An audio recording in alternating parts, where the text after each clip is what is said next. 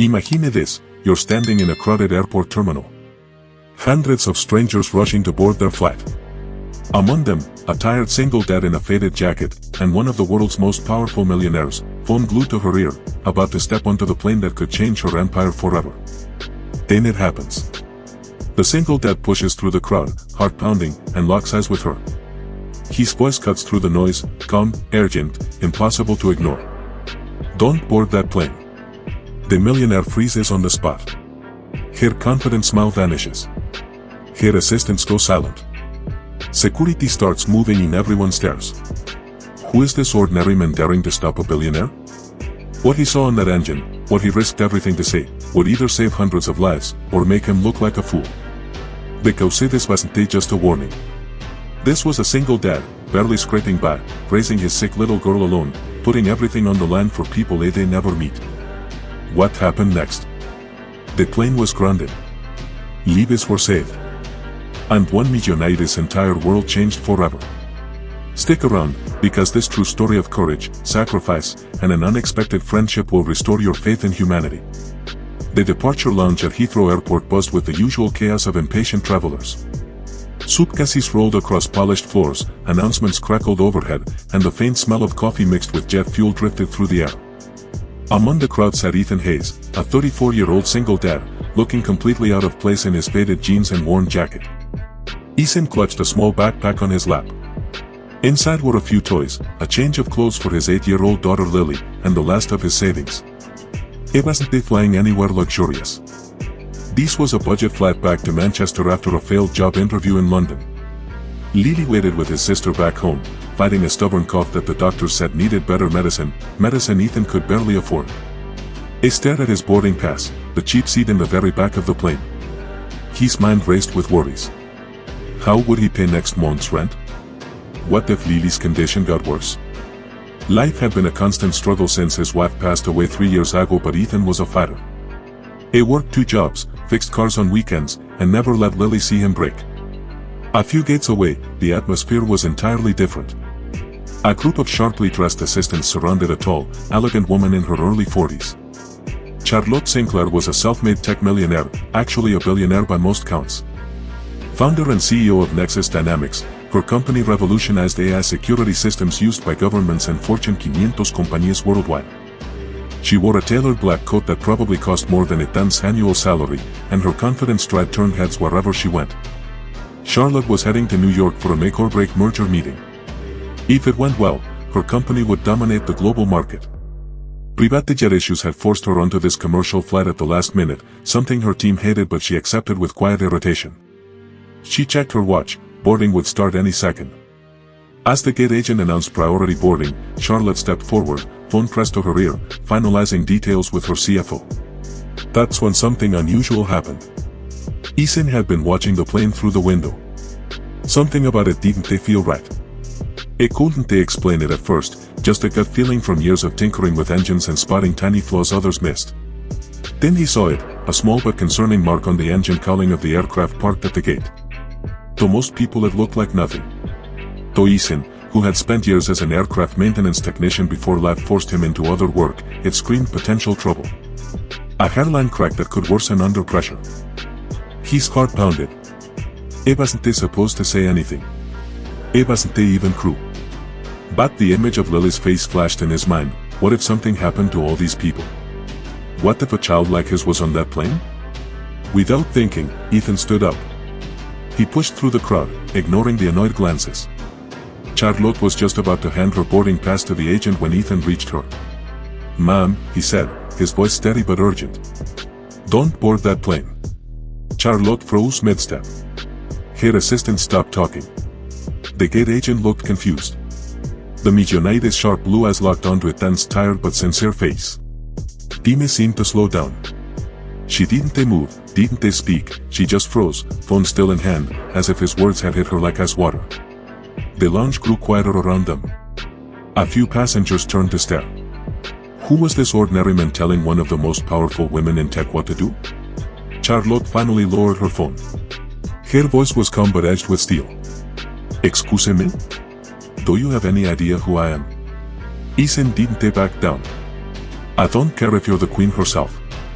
Look at the left engine, that mark isn't normal. He used to work maintenance. That crack could spread at altitude. Please, don't get on. Murmurs rippled through the crowd. Someone laughed nervously. A security guard started walking over, sensing potential trouble. Charlotte stared at him for a long moment. Most people in her world flattered her, feared her, or wanted something from her. This man, clearly struggling, with worry lines etched deep around his eyes, was risking embarrassment, maybe even arrest, just to warn a stranger. Something in his eyes made her pause. Not fear for herself, but a rare flicker of genuine concern. She turned slowly and looked out the window at the plane. Her team exchanged uneasy glances. "Call the captain," she said suddenly to her assistant, her tone leaving no room for argument. "Tell ground crew to inspect the left engine. Now." The assistant hesitated only a second before dialing frantically. Ethan exhaled, relief washing over him. He nodded once and started to turn away, ready to disappear back into the crowd. But Charlotte's voice stopped him. "Wait. What's your name?" "Ethan. Ethan Ayes." She studied him again. "Why did you do that?" "You don't know me." Most people would be stayed quiet. Ethan shrugged, a small, tired smile crossing his face. "eBay got a little girl at home. She said, if something happened to this plane, I couldn't live with knowing I saw something and said nothing. Kids are on flights like this every day." Charlotte's expression softened, just a fraction, but it was there. The millionaire who negotiated billion-dollar deals without blinking had been stopped cold by a single that's quiet courage. 20 minutes later, chaos erupted at the gate in a different way. Ground engineers confirmed Ethan's suspicion. The hairline crack was deeper than it appeared, a manufacturing defect that could have led to catastrophic engine failure mid-flight. The plane was immediately grounded for extensive repairs. All passengers were rebooked on later flights. Charlotte's meeting in New York was delayed, but she didn't seem to mind. Instead, she did something no one expected. She walked over to Ethan, who was now sitting quietly, wondering how they explained the missed connection to his sister. "Mr. Ayes," she said, extending her hand. "You just saved a lot of lives today, including mine. How can I repay you?" Ethan shook his head. "You don't owe me anything. Just be safe." But Charlotte wasn't the type to let it go. Over the next hour, while waiting for alternative arrangements, she listened as Ethan quietly shared pieces of his story, the loss of his wife, raising Lily alone, the endless struggle to make ends meet while giving his daughter the best life possible. He didn't complain. He spoke with quiet pride about Lily's drawings and her dream of becoming a pilot one day. By the time their new flights were sorted, Charlotte had made a few calls. 3 days later, Ethan's life changed forever.